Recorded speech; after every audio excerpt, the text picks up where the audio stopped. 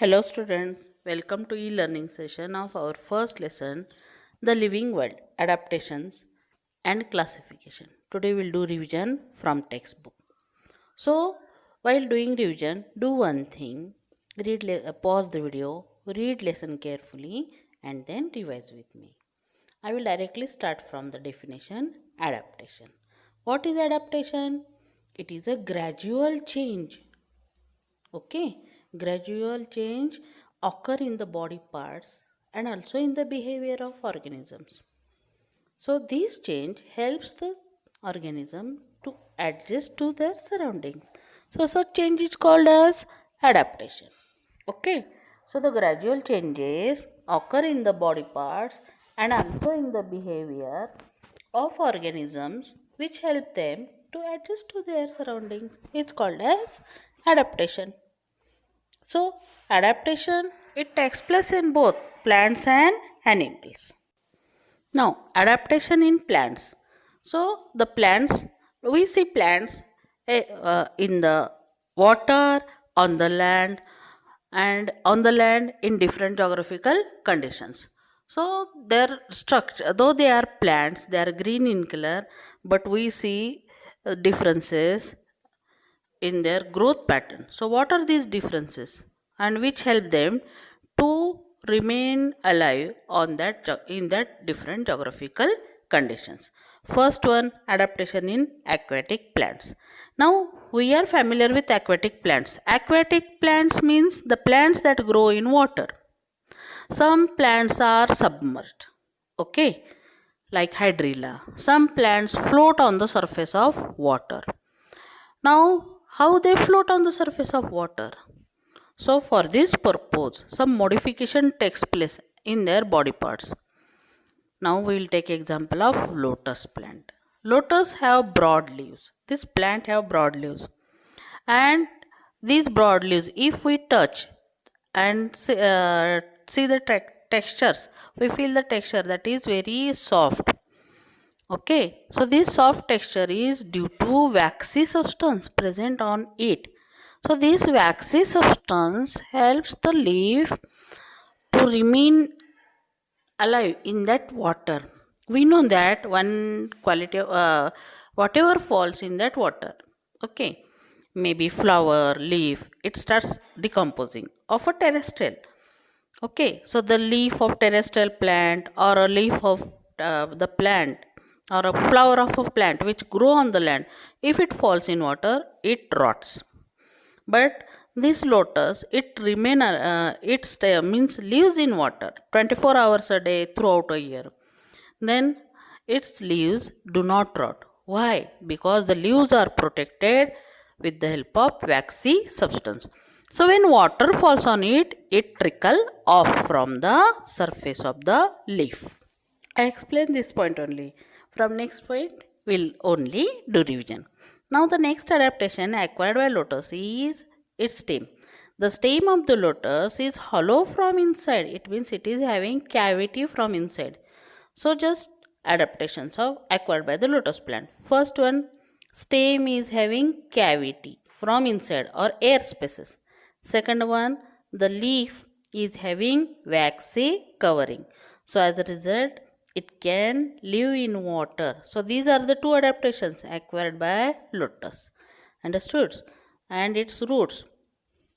They with the help of roots, it these roots function of these roots is to anchor in the soil.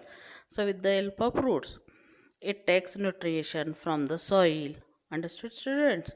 Any doubt about it? So this lotus plant is having some fibrous roots, so they spread everywhere and then they get nutrition from the soil. Now adaptation of desert plants.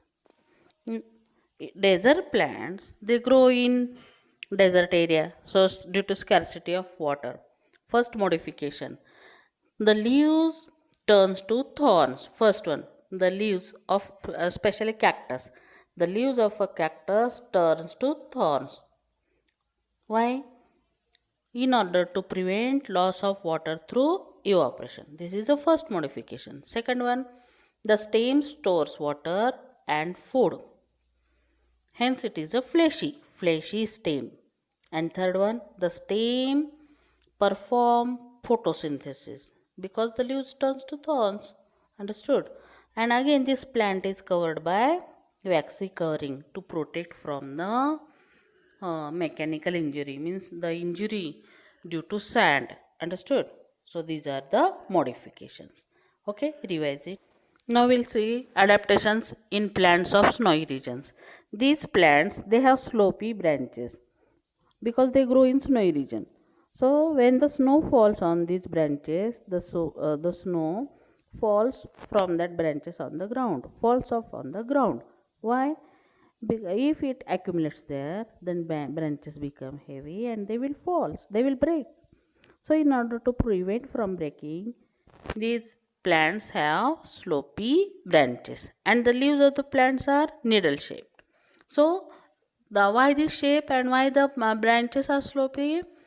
To prevent from the accumulation of snow. Understood? If snow gets accumulate, then due to extreme cold and that snow, this plant will die, their branches will break. Understood? So to prevent from it, branches are slopy. These are the modifications. So which plants grow in this region? Deodar and pine. We can see this in that image. Okay, so learn these adaptations. Now adaptation in plants in forest region. Here we see variety of plants like trees, shrubs and herbs. Just read it, revise it. We see what type of plants? Trees, shrubs and herbs. Now some trees grow tall due to competition. So what adaptation they acquire? Tall, growth. So they grow heighted and then why? To get the sunlight. So the spring, again that climbers develop spring like tendrils to hold the plant firmly, and as a result they can grow also tall to get sunlight. So these are the modifications. Now grassland plants. So what modification do we see in grassland plants? Grasslands we see grasses, bushes, they grow, and the grasses they have fibrous roots. So these fibrous roots spread on the land and hold the soil tightly. So this is the modification. So what it do? It hold the soil tightly and prevents soil erosion. And as many fibrous roots develop it, so it can get nutrition and it can remain green throughout the year. Understood? So fibrous roots helps them to survive. See these the plants like yam and potato, groundnut. So these plants, their underground part storage food. It stores food, while the part which is above the ground, it performs the function photosynthesis. Food is prepared in the upper part and it is stored in the underground part. Now we will see adaptations for ingestion of food in plants. So the first stage of dodder and cuscuta, they are non-green. So they grow on other plants which are called as host. So what adaptation they acquire?